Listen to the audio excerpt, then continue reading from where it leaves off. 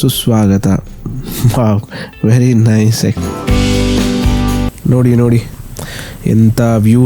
Wow, beautiful.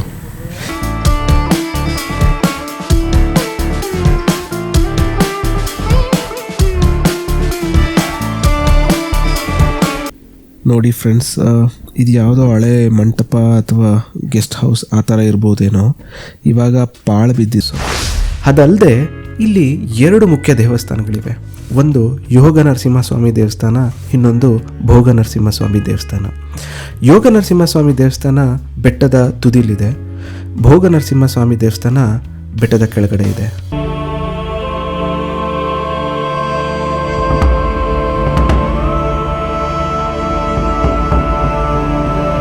ಆಗ ರಾಮ ತನ್ನ ಬಾಣವನ್ನು ತೆಗೆದು ಅಲ್ಲೇ ಇದ್ದ ಬಂಡೆಗೆ ಢಮ್ ಅಂತ ಹೊಡಿತಾರೆ. ಜೈ ಶ್ರೀರಾಮ್.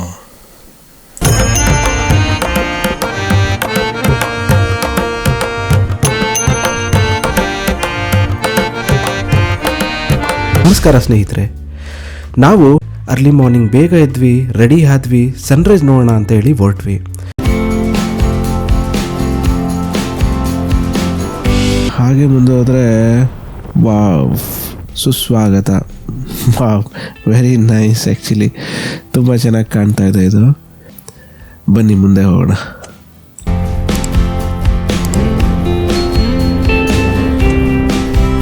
ಇಲ್ಲಿ 2 ಐತಿಹಾಸಿಕ ದೇವಸ್ಥಾನಗಳಿವೆ. ಎನಿವೆ, ಅದ್ರ ಬಗ್ಗೆ ಮುಂದೆ ಮಾತಾಡ್ತಾ ಹೋಗೋಣ. ಸದ್ಯಕ್ಕೆ ಬೆಳಗಿನ ಜಾವ ನಾವು ಇಷ್ಟು ಬೇಗ ಏನಕ್ಕೆ ಎದ್ದು ಬಂದಿದ್ದೀವಿ ಅದ್ರ ಮೇಲೆ ಫೋಕಸ್ ಮಾಡೋಣ. ಅದ್ರ ಬಗ್ಗೆ ವಿಚಾರ ಮಾಡ್ತಾ ಹೋಗೋಣ. ಆಲ್ ರೈಟ್, ಮುಂದಕ್ಕೆ ಹೋಗೋಣ.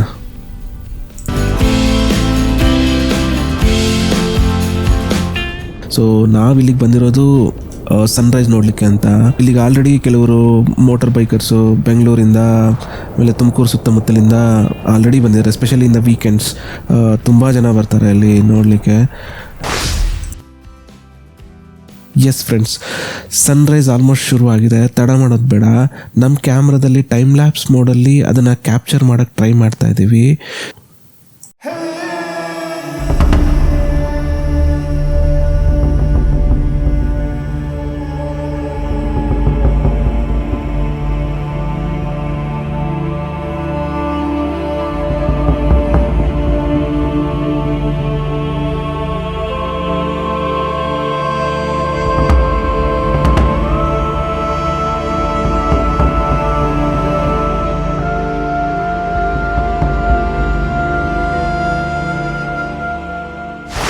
ನೋಡಿದ್ರಲ್ಲ ಫ್ರೆಂಡ್ಸ್, ನಮ್ಮ ದೇವರಾಯನದುರ್ಗದಲ್ಲಿ ಎಂಥ ಸನ್ರೈಸ್ ವ್ಯೂ ಸಿಗ್ತಿದೆ ಅಂತ. ನಮ್ಮ 4K ಕ್ಯಾಮ್ರಾದಲ್ಲೇ ಇಷ್ಟೊಂದು ಚೆನ್ನಾಗಿ ಕಾಣ್ತಿದೆ ಅಂದರೆ, ಇನ್ನು ನಾವು ಬರೀ ಕಣ್ಣಲ್ಲಿ ನಮ್ಮ ನೇಕೆಡ್ ಐಸಲ್ಲಿ ನೋಡಿದ್ರೆ ಇನ್ನು ಎಷ್ಟು ಅದ್ಭುತವಾಗಿ ಕಾಣ್ಬೋದು. ನೀವೇ ಊಹೆ ಮಾಡ್ಕೊಳ್ಳಿ.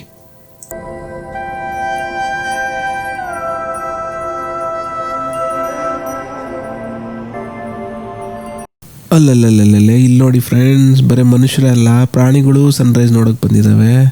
ಒಮ್ಮೆ ಮಾತಾಡ್ಸೋಣವಾ?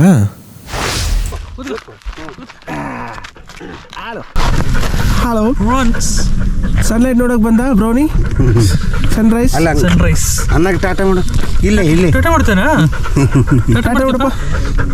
ಹಲೋ ನೋಡಿ ಫ್ರೆಂಡ್ಸ್, ಪ್ರಾಣಿಗಳು, ವಯಸ್ಸಾದವರು, ಕಪಲ್ಸು ಎಲ್ಲ ಬಂದಿದ್ದಾರೆ. ಇವ್ರು ಯಾರೋ ದೇವದಾಸ್ ಥರ ಇದ್ದಾರೆ. Hi, hello. ನೋಡಿ ಫ್ರೆಂಡ್ಸ್, ಇದು ಯಾವುದೋ ಹಳೆ ಮಂಟಪ ಅಥವಾ ಗೆಸ್ಟ್ ಹೌಸ್ ಆ ಥರ ಇರ್ಬೋದೇನೋ. ಇವಾಗ ಪಾಳು ಬಿದ್ದಿದೆ. ನಾರ್ಮಲಿ ಇಂಥ ಜಾಗಗಳಲ್ಲಿ ನಮ್ಮ ಪ್ರೇಮಿಗಳು ಅಥವಾ ಭಗ್ನ ಪ್ರೇಮಿಗಳು ತಮ್ಮ ಕೈ ಚಳಕನ ತೋರಿಸಿರ್ತಾರೆ.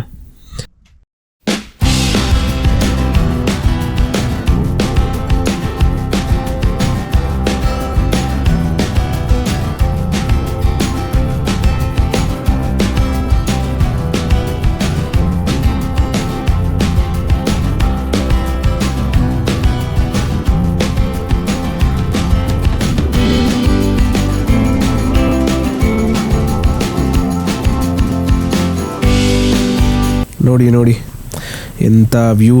Wow, beautiful. ಖಂಡಿತ ನೀವು ಒಂದ್ಸಲ ಇಲ್ಲಿಗೆ ಬಂದು ಫೀಲ್ ಮಾಡಬೇಕು ನೀವು. ವಾವ್,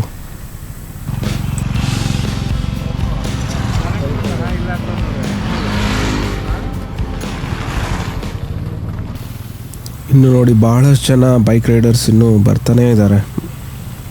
ವೀಕ್ಷಕರೇ, ನೀವು ಈ ಶಾರ್ಟ್ಸ್ನ ಸ್ಕಿಪ್ ಮಾಡದೆ ನೋಡಿ, ಅದ್ಭುತವಾಗಿ ಬಂದಿದ್ದಾವೆ.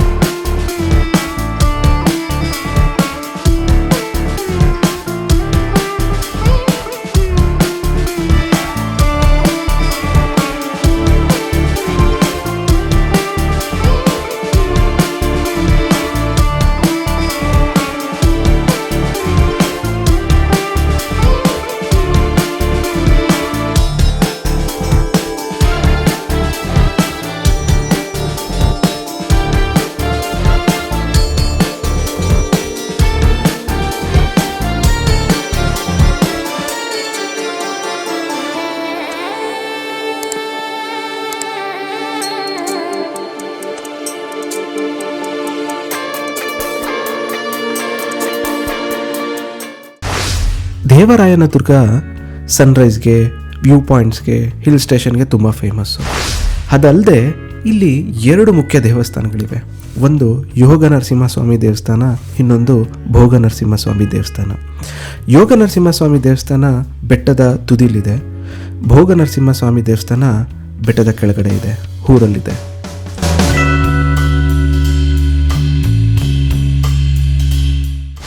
ದಾರಿಯಲ್ಲಿ ಬರ್ತಾ ಒಂದು ಜಂಕ್ಷನ್ ಸಿಗುತ್ತೆ.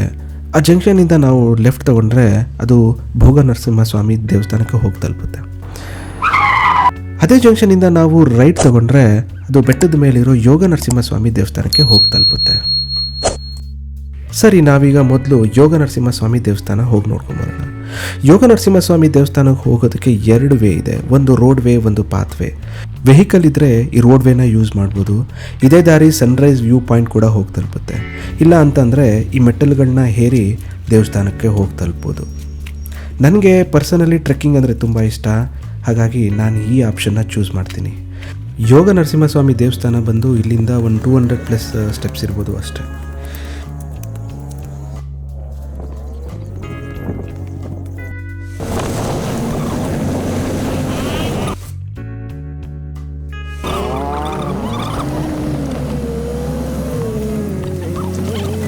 ನೀವು ರೋಡ್ವೇ ತೊಗೊಂಡ್ರೂ ಕೂಡ ಅದು ಬಂದು ಇಲ್ಲಿಗೆ ತಲುಪುತ್ತೆ. ಇಲ್ಲಿ ವೆಹಿಕಲ್ನ ಪಾರ್ಕ್ ಮಾಡಿ ನಾವು ಮತ್ತೆ ಮೆಟ್ಲತ್ತಿ ಹೋಗಲೇಬೇಕು, ದೇವಸ್ಥಾನ ನೋಡಬೇಕು. ಇವೆಲ್ಲ ಅಂಗಡಿಗಳು ಮೋಸ್ಟ್ಲಿ ಇನ್ನೂ ಸ್ವಲ್ಪ ಹೊತ್ತು ಆದಮೇಲೆ ಇವೆಲ್ಲ ಓಪನ್ ಆಗ್ತವೆ. ಇಲ್ಲಿ ದೇವಸ್ಥಾನಕ್ಕೆ ಪೂಜೆ ಸಾಮಾನು ಸಿಗುತ್ತೆ, ಆಟ ಸಾಮಾನು ಸಿಗುತ್ತೆ ಮಕ್ಕಳಿಗೆ, ಆಮೇಲೆ ಸ್ನ್ಯಾಕ್ಸು, ಬೋಂಡ, ಬಜ್ಜಿ ಆ ಥರದ್ದೆಲ್ಲ ಇಲ್ಲಿ ಸಿಗುತ್ತೆ. ಮೋಸ್ಟ್ಲಿ ನಾವು ಆಲ್ರೆಡಿ ಒಂದು ಅರ್ಧ ಮೆಟ್ಟಲುಗಳನ್ನ ಕವರ್ ಮಾಡಿದ್ದೀವಿ. ಇನ್ನೊಂದು 100+ ಮೆಟ್ಲುಗಳಿರ್ಬೋದು ಅಷ್ಟೇ ದೇವಸ್ಥಾನ ರೀಚ್ ಆಗೋದಕ್ಕೆ. ದೇವಸ್ಥಾನದ ಪೂಜೆ ಟೈಮಿಂಗ್ ಬಂದ್ಬಿಟ್ಟು ಬೆಳಗ್ಗೆ 10 ಗಂಟೆಯಿಂದ ಸಂಜೆ 5 ಗಂಟೆವರೆಗೂ. ಮಧ್ಯಾಹ್ನ ಒಂದು 2 ಅವರ್ಸ್ ಲಂಚ್ ಬ್ರೇಕ್ ಇರುತ್ತೆ. ಆ ಟೈಮಲ್ಲಿ ಬರೋಕ್ಕೆ ಹೋಗಬೇಡಿ, ದೇವಸ್ಥಾನ ಕ್ಲೋಸ್ ಆಗಿರುತ್ತೆ.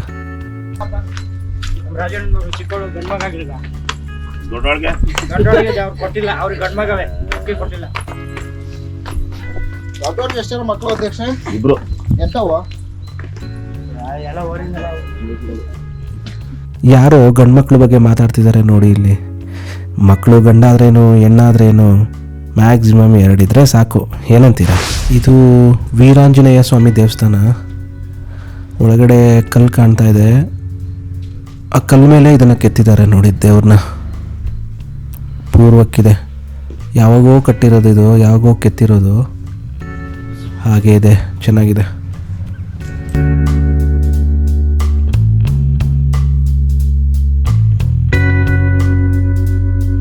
ಇದು ನಮ್ಮ ಲೋಕಲ್ ಕಾಫಿ ಡೇ. ಬೋಂಡ, ಬಜ್ಜಿ, ಚುರುಮುರಿ, ತಂಪಾದ ಪಾನೀಯ ದೊರೆಯುತ್ತದೆ.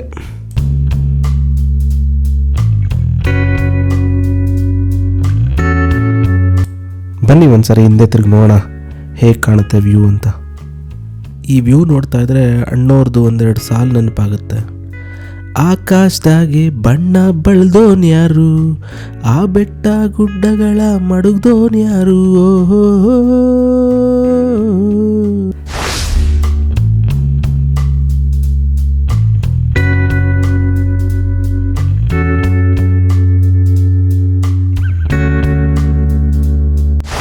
ಇದು ಕುಂಬಿ ನರಸಿಂಹಸ್ವಾಮಿ ಟೆಂಪಲ್ ಅಂತ. ಇದು ಕೂಡ ಈಸ್ಟ್ಗಿದೆ. ಜೊತೆಯಲ್ಲಿ ಆಂಜನೇಯನೂ ಕಾಣ್ತಾ ಇರೋ ಥರ ಇದೆ.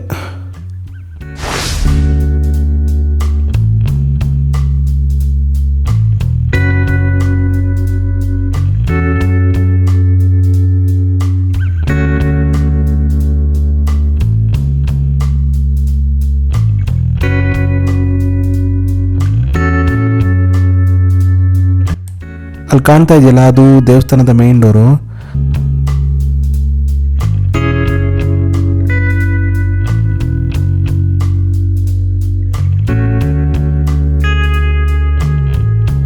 ಒಂಥರ ಚಿಕ್ಕ ಕೋಟೆ ಒಳಗಡೆ ನಡ್ಕೊಂಡು ಹೋಗ್ತಾ ಇದ್ದೀವೇನೋ ಅನ್ನೋ ಥರ ಫೀಲ್ ಆಗ್ತಾ ಇದೆ ನನಗೆ. ಗೋಪುರದ ಹಾಂ ಸರ್. ಸೊ ನೀವು ನಾವು ಬೆಂಗಳೂರಿಂದ ಬಂದಿದ್ದೀವಿ. ಹೌದಾ? ಮನೆ ದೇವರ? ಮನೆದೇವ್ರು. ಓಕೆ ಓಕೆ, ಬರ್ತಾ ಇರ್ತೀರಾ ಹಂಗಾದ್ರೆ? ಹ್ಞೂ. Okay sir. ಅಮ್ಮಾರು ಅಲ್ಲಾರ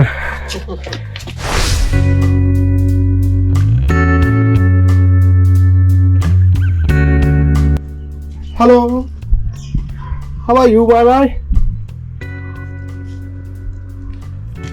ತಿಂಡಿ ಆಗಿಲ್ವಾ ಇನ್ನು? ಹಾಂ, ಹಲೋ ಕಿಡ್ಸ್.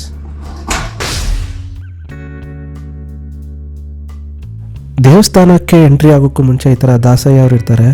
ಅವರು ನಮಗೆ ನಾಮನ ಇಡ್ತಾರೆ. ನಮ್ಮ ಕೈಲಾದಷ್ಟು ದಕ್ಷಿಣೆನ ಅವ್ರಿಗೆ ಕೊಡ್ಬೋದು. ಇದೇ ನೋಡಿ ಯೋಗ ನರಸಿಂಹಸ್ವಾಮಿ ದೇವಸ್ಥಾನ. ಇತಿಹಾಸದ ಪ್ರಕಾರ ದೇವರಾಯನ ದುರ್ಗನ ಮೊದಲು ಕಟ್ಟಿದ್ದು ವಿಜಯನಗರದ ಶ್ರೀ ಕೃಷ್ಣದೇವರಾಯರ ಕಾಲದಲ್ಲಿ.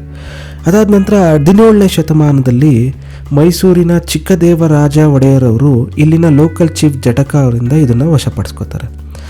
1858ರಲ್ಲಿ 3ನೇ ಕೃಷ್ಣದೇವರಾಜ ಒಡೆಯರವರು ಈ ದೇವಸ್ಥಾನಗಳನ್ನೆಲ್ಲ ರಿನೋವೇಟ್ ಮಾಡ್ತಾರೆ. ಹಾಗಂತ ಇಲ್ಲಿನ ದೇವಸ್ಥಾನಗಳ ಕಂಬಗಳ ಮೇಲೆಲ್ಲ ಬರೆದಿದ್ದಾರೆ.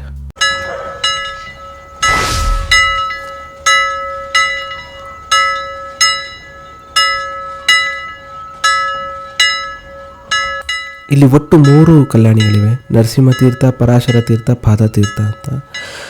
ನೀರು ಕಲ್ಯಾಣಿಗೆ ಸೇರೋಕ್ಕೂ ಮುಂಚೆ ಯೋಗ ನರಸಿಂಹಸ್ವಾಮಿ ವಿಗ್ರಹದ ಮೂಲಕ ಹಾದು ಬರ್ತದೆ. ದೇವಸ್ಥಾನದ ಒಳಗಡೆ ನಾವು ವಿಡಿಯೋ ರೆಕಾರ್ಡ್ ಮಾಡೋ ಹಾಗಿಲ್ಲ, ಹಾಗಾಗಿ ದೇವಸ್ಥಾನದ ಹೊರಭಾಗದ ಫುಟೇಜಸ್ ಮಾತ್ರ ನಿಮಗೆ ತೋರಿಸ್ಬೇಕಾಗಿದೆ. ಈಗ ಇದು ಯೋಗ ಕೆಳಗಡೆ ಭೋಗ, ಯೋಗ ಭೋಗ. ಇದು ಅಣ್ಣ, ಅದು ತಮ್ಮ. ಅಣ್ಣ ತಮ್ಮದಿರ ಇದು ಯೋಗ ನರಸಿಂಹ ಇದು ಬ್ರಹ್ಮದೇವರಿಂದ ಸ್ಥಾಪನೆ ಆಗಿದೆ. Okay okay. ಅದು ದೂರ್ವಾಸ ಮುನಿಗಳಿಂದ ಸ್ಥಾಪನೆ. ಇದು ಪವರ್ಫುಲ್ ಜಾಸ್ತಿ. ಓಕೆ. ಮೈಥಾಲಜಿ ಪ್ರಕಾರ ಈ ಯೋಗ ನರಸಿಂಹಸ್ವಾಮಿ ವಿಗ್ರಹನ ಸ್ಥಾಪನೆ ಮಾಡಿದ್ದು ಬ್ರಹ್ಮದೇವ. ಸಾವಿರಾರು ವರ್ಷಗಳ ಹಿಂದೆ ಬ್ರಹ್ಮದೇವ ವಿಷ್ಣುವಿನ ಮೆಚ್ಚಿಸೋಕ್ಕೋಸ್ಕರ ಈ ಕುಂಬಿ ಬೆಟ್ಟಕ್ಕೆ ಬಂದು ತಪಸ್ಸು ಮಾಡ್ತಾರೆ. ಬ್ರಹ್ಮನ ತಪಸ್ಸಿಗೆ ಸಂತುಷ್ಟನಾದ ವಿಷ್ಣು ಲಕ್ಷ್ಮೀ ನರಸಿಂಹನ ರೂಪದಲ್ಲಿ ಕಾಣಿಸಿಕೊಳ್ತಾರೆ ಅಂತ ಪುರಾಣದಲ್ಲಿ ಹೇಳ್ತಾರೆ.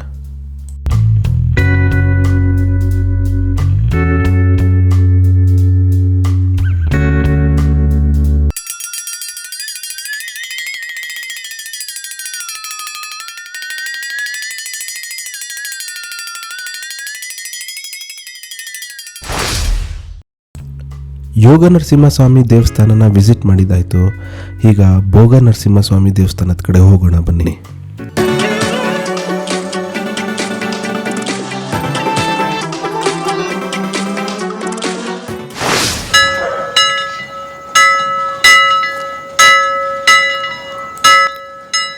ಬೆಟ್ಟದ ಮೇಲಿರೋ ಯೋಗ ನರಸಿಂಹಸ್ವಾಮಿನ ಸ್ಥಾಪನೆ ಮಾಡಿದ್ದು ಬ್ರಹ್ಮದೇವ, ಆದರೆ ಇಲ್ಲಿನ ಭೋಗ ನರಸಿಂಹಸ್ವಾಮಿನ ಸ್ಥಾಪನೆ ಮಾಡಿದ್ದು ದೂರ್ವಾಸ ಮಹಾಮುನಿಗಳು.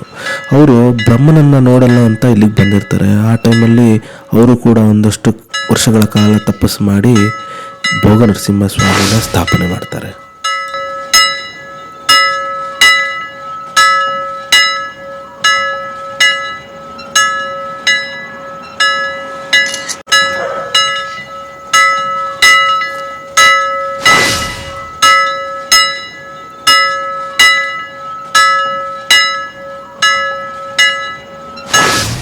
ಈ ದೇವಸ್ಥಾನನ ಡ್ರಾವಿಡಿಯನ್ ಸ್ಟೈಲಲ್ಲಿ ಕಟ್ಟಿದ್ದಾರೆ. ಸರ್ ನಮ್ಮ ಸಂಸ್ಕೃತಿ ಅಂತ. ಆಯ್ತು ಸರ್. ನೀವು ಇಲ್ಲಿ ಬೆಂಗಳೂರವರು ಮನೆ ದೇವರ ಬರ್ತಾ ಇರ್ತೀರಾ? ಹಾಗೆ ಈ ದೇವಸ್ಥಾನದಿಂದ ಕೂಡ ಒಂದು ಕಲ್ಯಾಣಿ ಇದೆ, ಬನ್ನಿ ಹೋಗಿ ನೋಡ್ಕೊಂಬರೋಣ.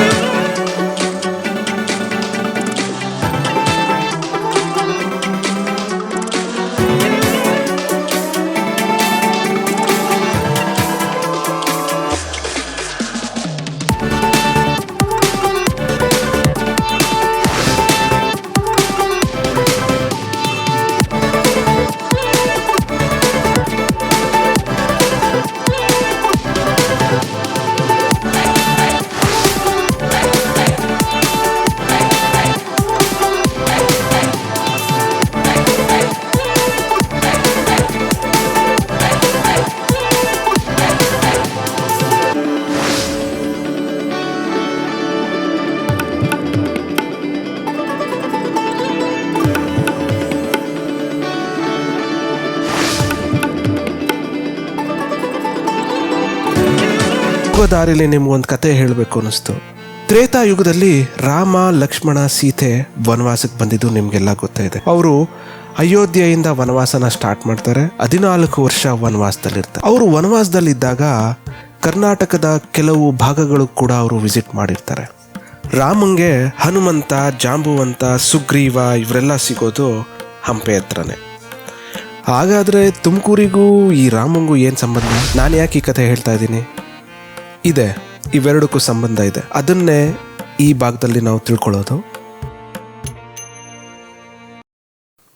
ನೋಡಿ, ಇದೇ ನಾಮದ ಚಿಲುಮೆ. ಇದು ಬೆಂಗಳೂರಿಂದ ಒಂದು 75 ಕಿಲೋಮೀಟರ್ ಇದೆ, ತುಮಕೂರಿಂದ ಒಂದು 11 ಕಿಲೋಮೀಟರ್ ಇದೆ. ಇಲ್ಲಿನ ಮೈನ್ ಅಟ್ರಾಕ್ಷನ್ ಅಂದರೆ ಜಿಂಕೆವನ, ಡಿಯರ್ ಪಾರ್ಕ್ ಮತ್ತು Namada Chilume.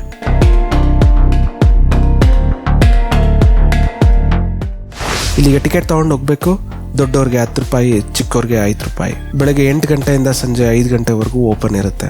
Any time you can visit. ನೀವು ಟಿಕೆಟ್ ತೊಗೊಂಡು ಒಳಗಡೆ ಹೋದರೆ ನಿಮಗೆ ಒಂದಷ್ಟು ಪ್ರಾಣಿಗಳ ಬೊಂಬೆಗಳನ್ನ ನೋಡೋಕ್ಕೆ ಸಿಗುತ್ತೆ. ಚಿಕ್ಕ ಮಕ್ಕಳಿದ್ರೆ ಅವ್ರಿಗೆ ತುಂಬ ಇಷ್ಟ ಆಗುತ್ತೆ.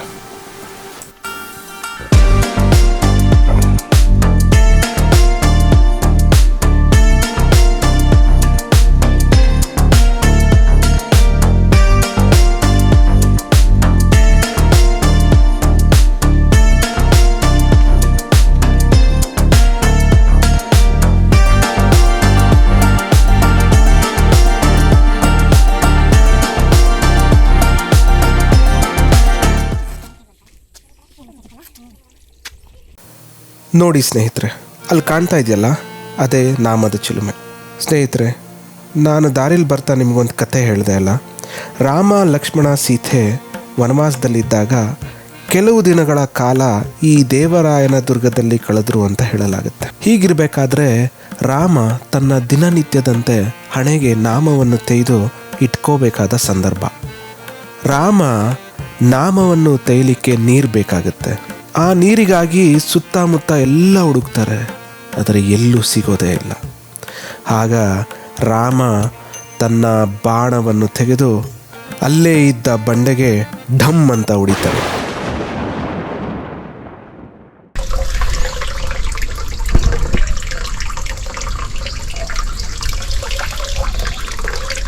ಬಾಣ ಒಡೆದ ರಭಸಕ್ಕೆ ಬಂಡೆ ರಂಧ್ರವಾಗಿ ನೀರಿನ ಚಿಲುಮೆ ಚಿಮ್ಮುತ್ತೆ.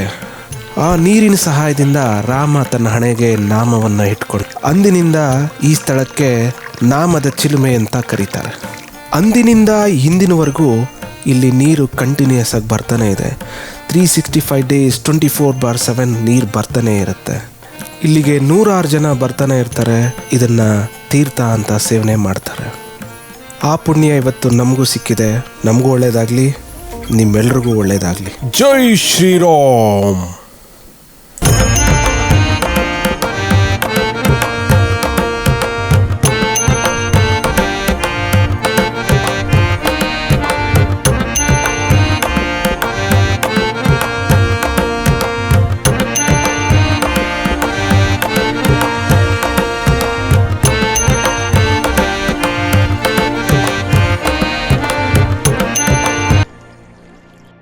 ಜೈ ಶ್ರೀರಾಮ್.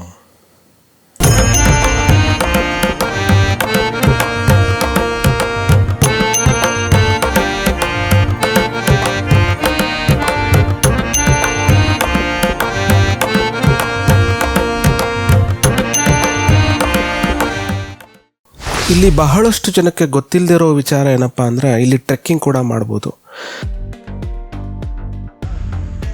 ಒಳ್ಳೆ ಮೇಲೆ ವ್ಯೂ ಪಾಯಿಂಟ್ಸು ಎಲ್ಲ ಇದೆಯಾ? ವ್ಯೂ ಪಾಯಿಂಟ್ ಇಲ್ಲೇನಿಲ್ಲ, ಚೆನ್ನಾಗಿದೆ. ಸುಮ್ಮನೆ ಇಲ್ಲಿ ಬರೀ ಕಾಡು. ಟ್ರೆಕ್ಕಿಂಗ್ ಮಾಡಬೇಕು ಅಂದರೆ ನಾವು ಮುಂಚೆನೇ ಆನ್ಲೈನಲ್ಲಿ ಬುಕ್ ಮಾಡ್ಕೊಂಡು ಬರಬೇಕು. ಇಲ್ಲಿ ಮತ್ತೊಂದು ಅಟ್ರಾಕ್ಷನ್ ಪಾಯಿಂಟ್ ಅಂದರೆ ಜಿಂಕೆವನ, ಡಿಯರ್ ಪಾರ್ಕ್. ಅದು ಹೇಗಿರುತ್ತೆ ನೋಡೋಣ ಬನ್ನಿ.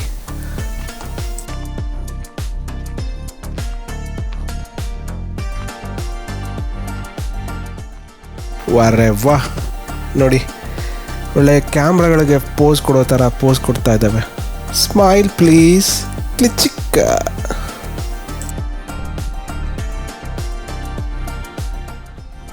ಹಲೋ ಹಲೋ ಹಲೋ ಹಲೋ, ಇದ್ದಕ್ಕಿದ್ದಂಗೆ ಎಲ್ಲಿಗೆ ಓಡ್ಬಿಟ್ರಿ ಎಲ್ಲರೂ? ಸಡನ್ನಾಗಿ ಓಡ್ಬಿಟ್ರಲ್ಲ ಹಾಂ?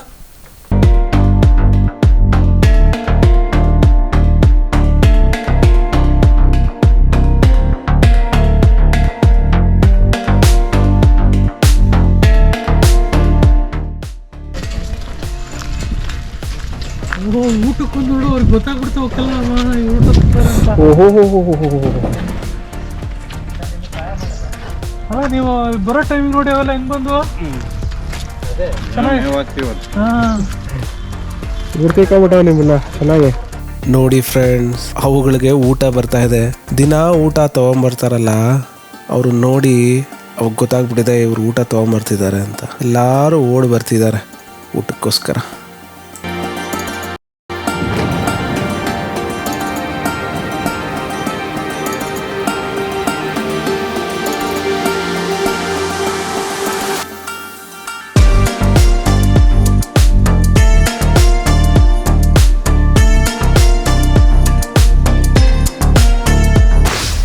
ನೋಡಿದ್ರಲ್ಲ ಸ್ನೇಹಿತರೆ, ಇದಿಷ್ಟು ನಾಮದ ಚಿಲುಮೆಯ ಚಿಕ್ಕ ಪರಿಚಯ. ನಮಗಂತೂ ತುಂಬ ಖುಷಿ ಆಯಿತು. ನಿಮಗೂ ಕೂಡ ಇಷ್ಟ ಆಯಿತು ಅನ್ಕೋತೀವಿ. ಇಷ್ಟ ಆದರೆ ಲೈಕ್ ಮಾಡಿ, ಈ ಚಾನಲ್ಗೆ ಸಬ್ಸ್ಕ್ರೈಬ್ ಮಾಡಿ, ಸಪೋರ್ಟ್ ಮಾಡಿ ಅಂತ ಕೇಳ್ಕೊತೀವಿ. ಮುಂದಿನ ಜಾಗದಲ್ಲಿ ಮತ್ತೆ ಭೇಟಿಯಾಗೋಣ. ಅಲ್ಲಿವರೆಗೂ ಬಾಯ್ ಬಾಯ್, ಟೇಕ್ ಕೇರ್.